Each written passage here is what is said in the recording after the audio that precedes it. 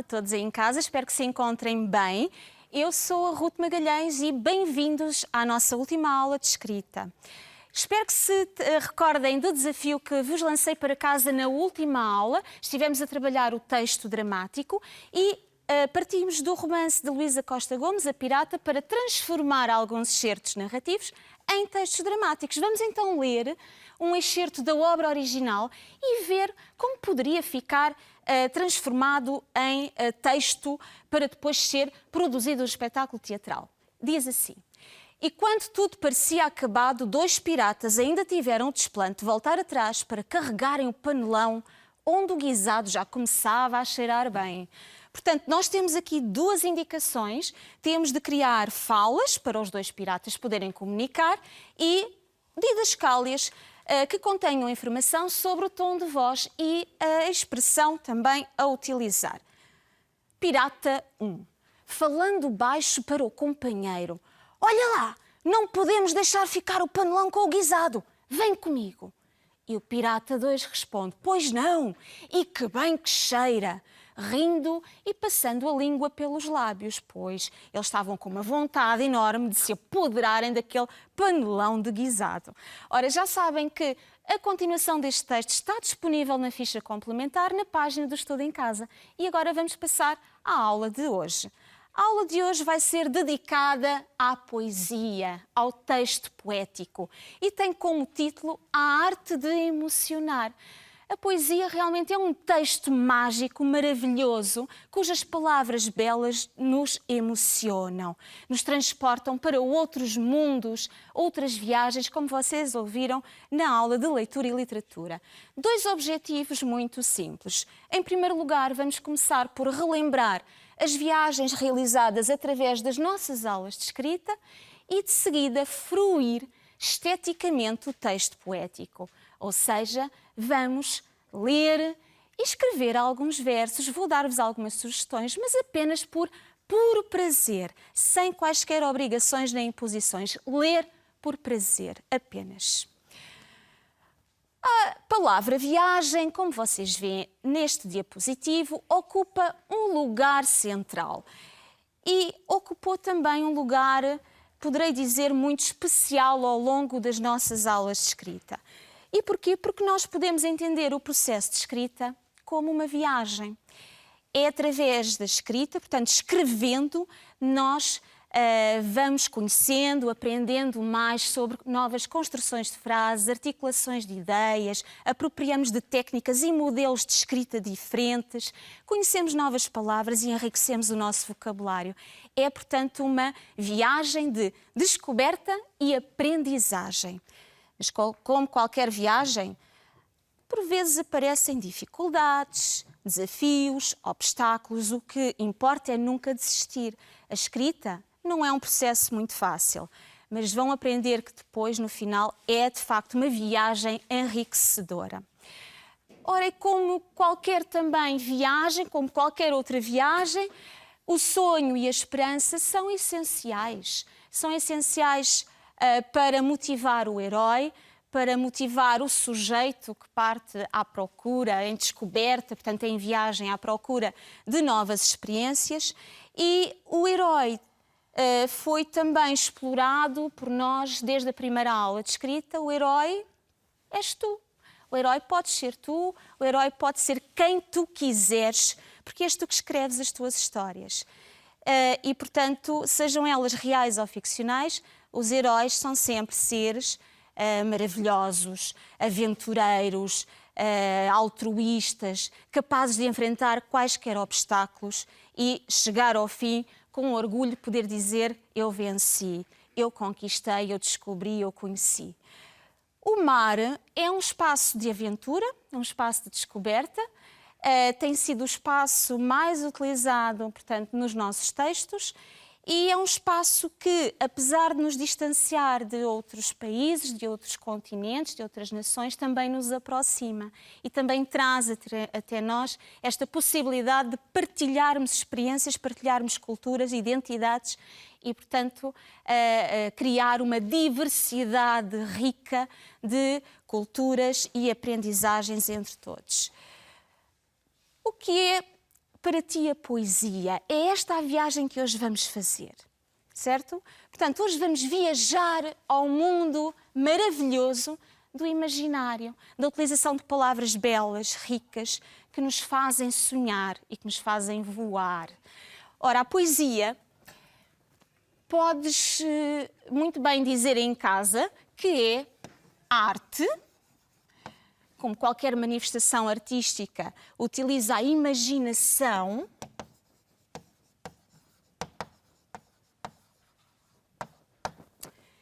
É música. De facto, as palavras, os sons, determinados jogos de sons adquirem uma certa musicalidade. É sonho. É um ato criativo, é uma criação. E vocês poderão continuar a lista no vosso caderno. Vamos pegar na palavra criação. Se é um ato criativo, então temos um criador. E o criador da poesia é um poeta. A palavra poeta, esta figura do poeta, surgiu numa obra muito conhecida, a História de uma Gaivota e do Gato que a ensinou a voar, de Luís Sepúlveda. Estão recordados dessa obra? No final, Zorbas e os seus amigos gatos escolhem este humano para os ajudar a ensinar a gaivotinha ditosa a voar. E porquê um poeta? Perguntarão vocês. O poeta sabe utilizar as palavras de uma forma sensível, sabe expressar emoções e através dessas palavras, lendo-as, nós podemos sonhar, podemos voar. Vamos ler a explicação dada pelo próprio Zorbas nestes excertos que vos apresento. Esse humano inspira-me confiança, reconheceu Zorbas. Ouviu ler o que escreve. São palavras belas que alegram ou entristecem, mas que produzem sempre prazer e suscitam o desejo de continuar a ouvir.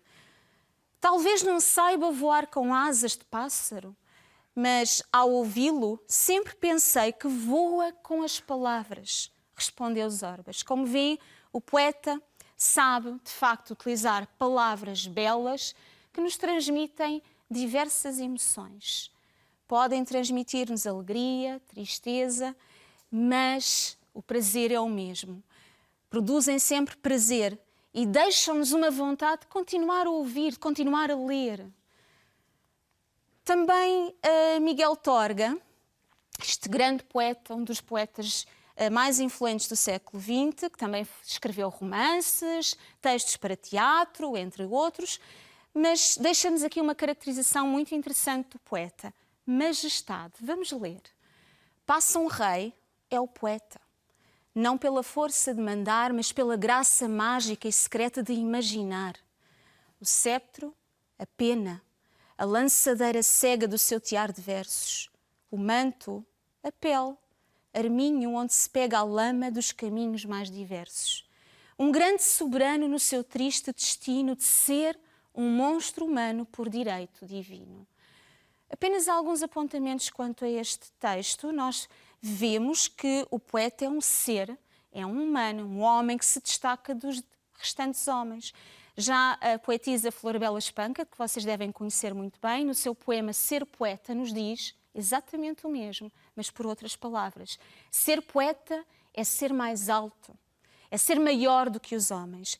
Portanto, é um homem, não deixa de ser um ser humano como nós, mas destaca-se, é diferente, é maior, tem um poder de utilizar as palavras de forma correta, de modo a tocar-nos, a emocionar-nos.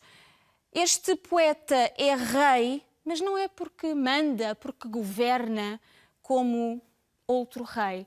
Ele tem um poder superior. Ele tem a graça mágica e secreta de imaginar e de nos fazer imaginar, de nos fazer sonhar, de nos fazer sair deste mundo através das suas palavras. Vejam que o seu cetro é a pena, é a caneta, é a esferográfica, é o utensílio de escrita que serve para criar versos e esses versos formam um poema, tal como os fios produzem, fabricam um tecido no tiar. O manto é a sua pele. Por isso, não é um rei como os outros. É um homem comum que vive, sente, escreve aquilo que sente e tem o poder realmente de nos ver, não é? Ler outras, entrar em outros mundos. É um grande soberano, mas tem um triste destino. E este destino tem a ver com o seu dom.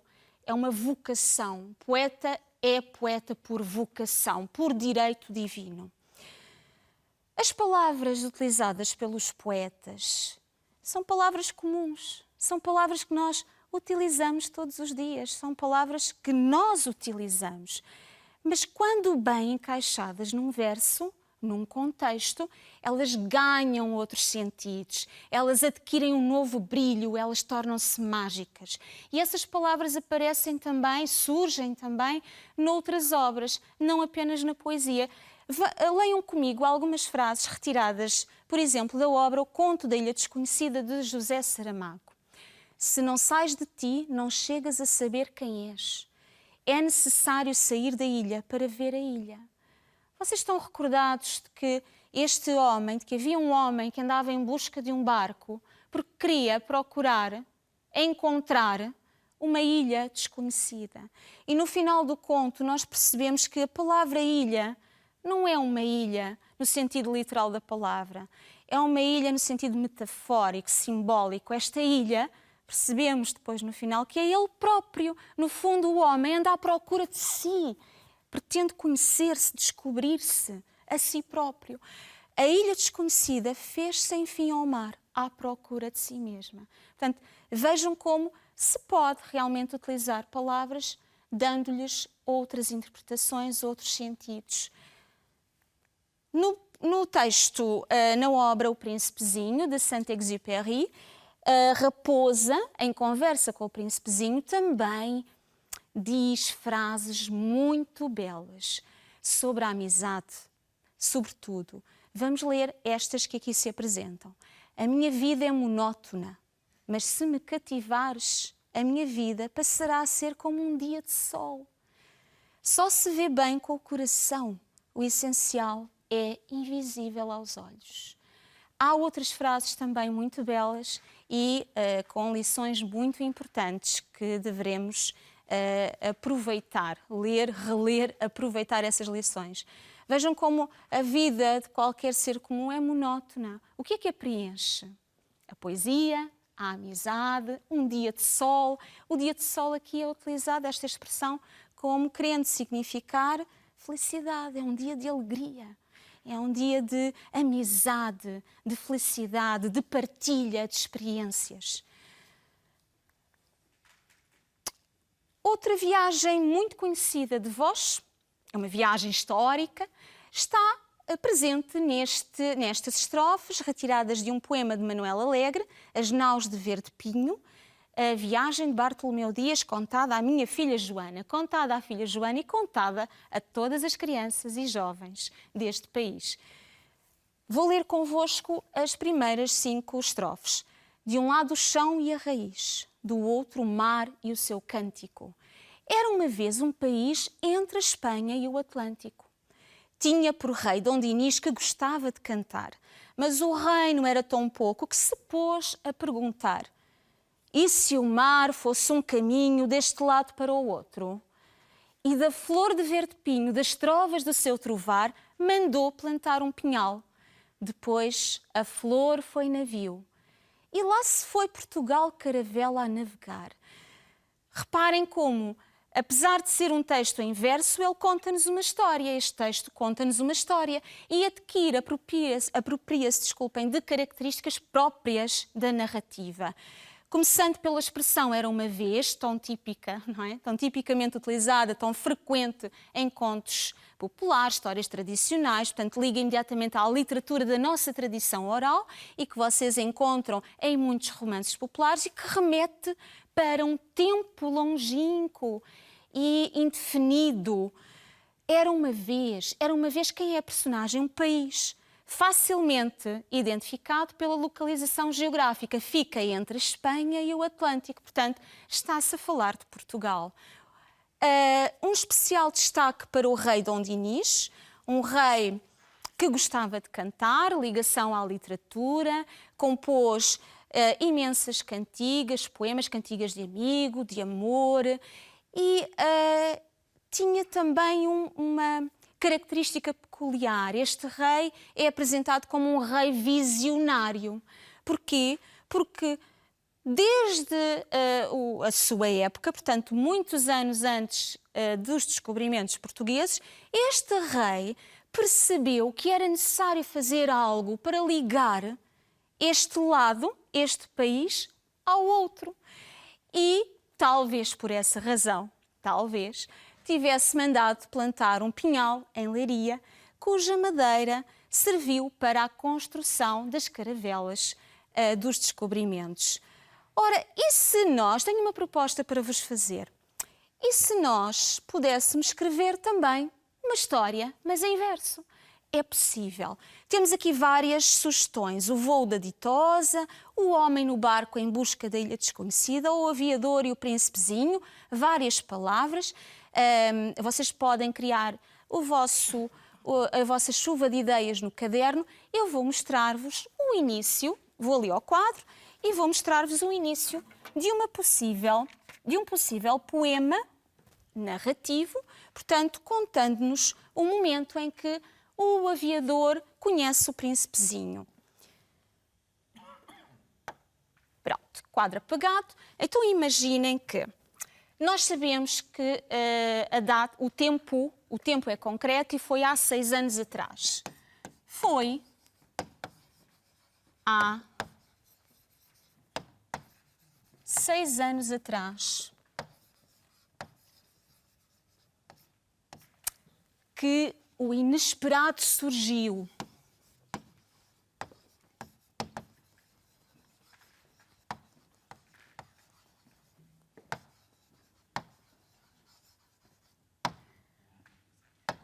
O que é que surgiu? O que é que aconteceu ao aviador? Ele teve um problema no avião. Uma avaria no motor, por exemplo, e vou utilizar aqui uma onomatopeia, zás, de repente, nós sabemos que o avião vai cair no deserto de Saara. De repente, o avião caiu. Ora, construiu uma quadra, é verdade que está a rimar, não é obrigatório. Podem deixar-se levar apenas pelas palavras, não é obrigatório que rime. O aviador encontrava-se sem água, sozinho e cansado, longe de qualquer lugar habitado, diz o texto, a 1000 milhas.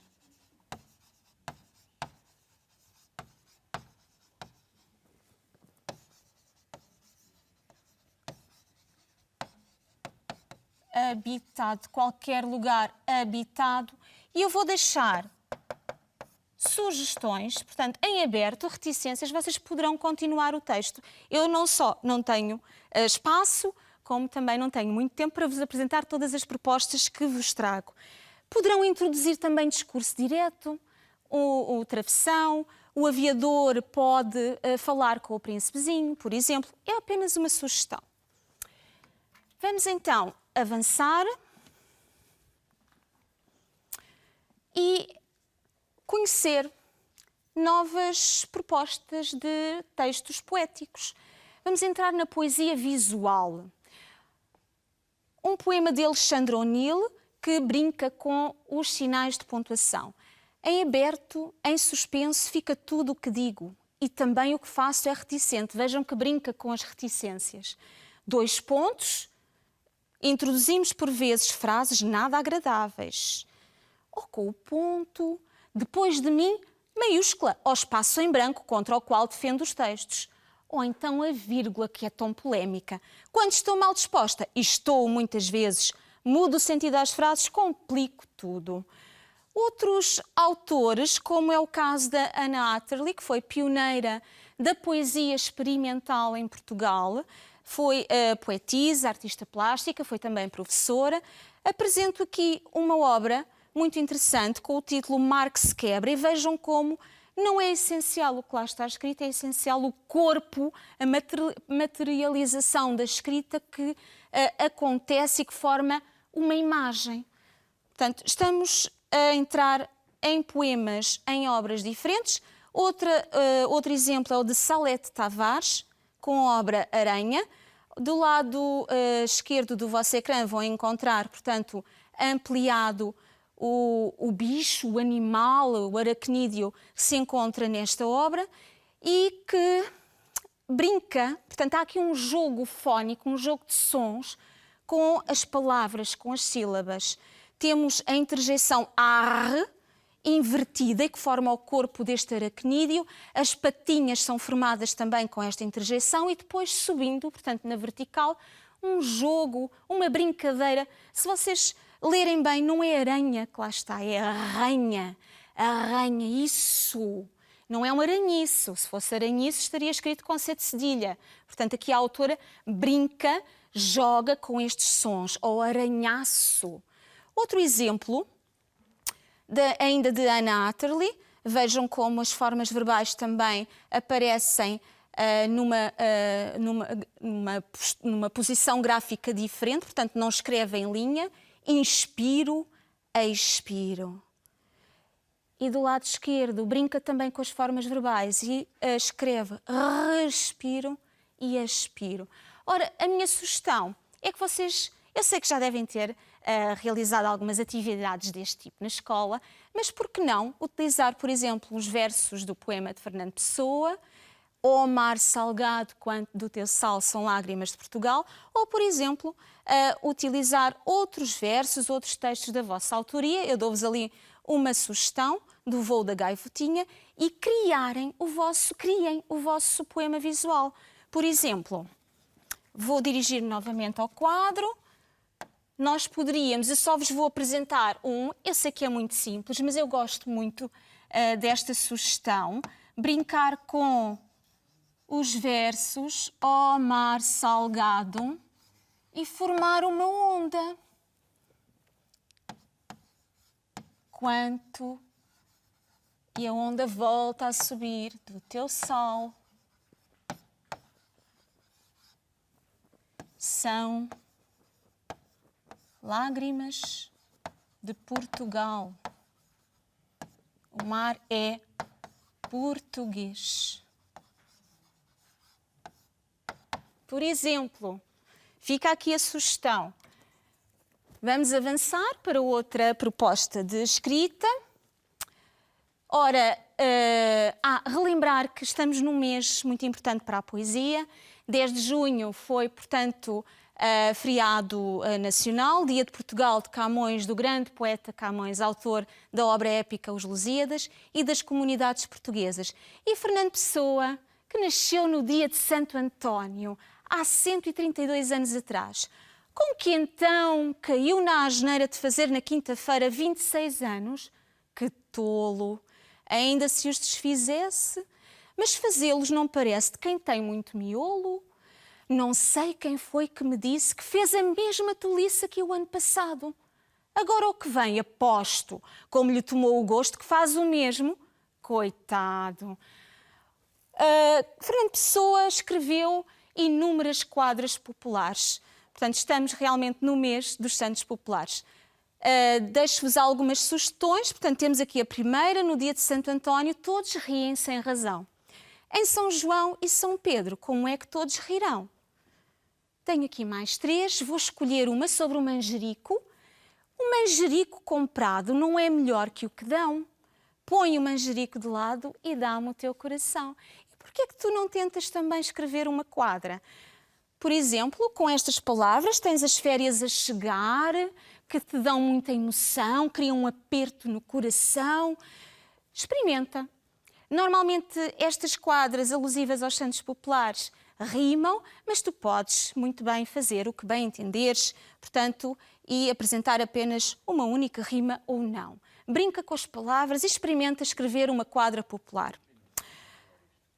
Outro poema que não é uma quadra popular, outro poema de Manuel António Pina, muito interessante. Coisas que não há, que há. E é esse o poder da poesia, é mostrar-nos, é permitir-nos que vivamos, que desejemos, que criemos coisas que nos põem tristes, alegres e que não há, mas que passam a haver pelo poder da imaginação. Uma coisa que me põe triste é que não exista o que não existe. Se é que não existe, e isto é que existe.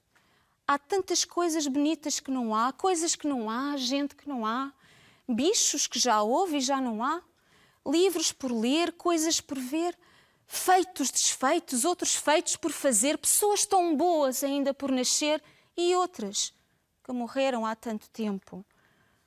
O que é que te põe triste? O que é que te faz sorrir? O que é que te faz feliz? Faz uma lista das coisas que te fazem feliz, que te fazem sorrir e cria o teu próprio poema. Será que é o mar, as flores, doces, a música, a praia, o sol? Também te podes inspirar numa imagem, por exemplo, como esta, observando em destaque os olhos expressivos desta menina. O que é que eles te dizem? Será que ela está triste? Em que pensa? Inspira-te numa música também, por que não? Nós podemos realmente criar motivações diferentes para a escrita. Vocês podem inspirar-se naquilo que vos dá ânimo, que vos transmite emoção. Eu vou passar a mostrar-vos um excerto de um vídeo de uma forma possível de brincar e de dizer versos. E para isso trouxe-vos o ator e declamador Pedro Lamares, cuja criação, portanto, que criou este trabalho no Teatro do Bolhão, no Porto, e que está disponível no YouTube. Portanto, vocês podem ver na íntegra. Vamos ouvir.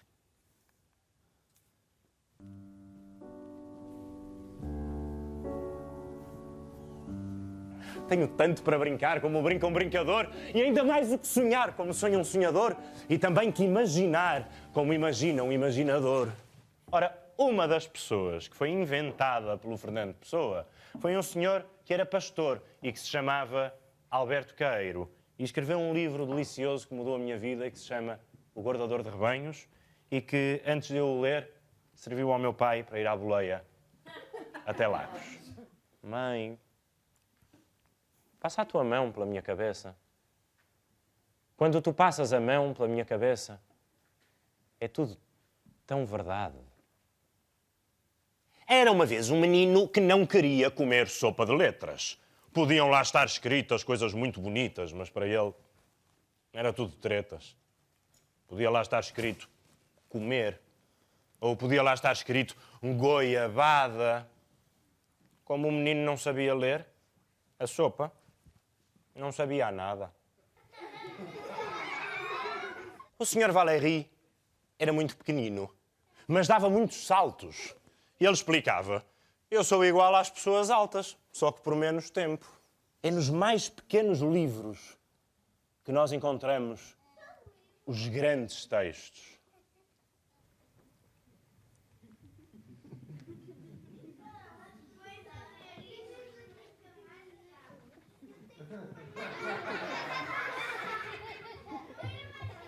Nós somos sempre do mesmo tamanho. As coisas que à volta estão é que mudam de tamanho. Como veem, é possível e é muito agradável dizer, não é só ler, é dizer com emoção, sentir as palavras e dizer os versos como os sentimos de facto.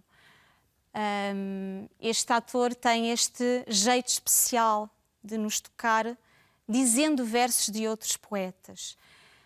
Estamos a chegar mesmo ao fim. Para mim foi um prazer enorme estar convosco. Obrigada pela companhia. Espero que vos tenha ajudado, dando-vos várias sugestões, propostas de escrita. E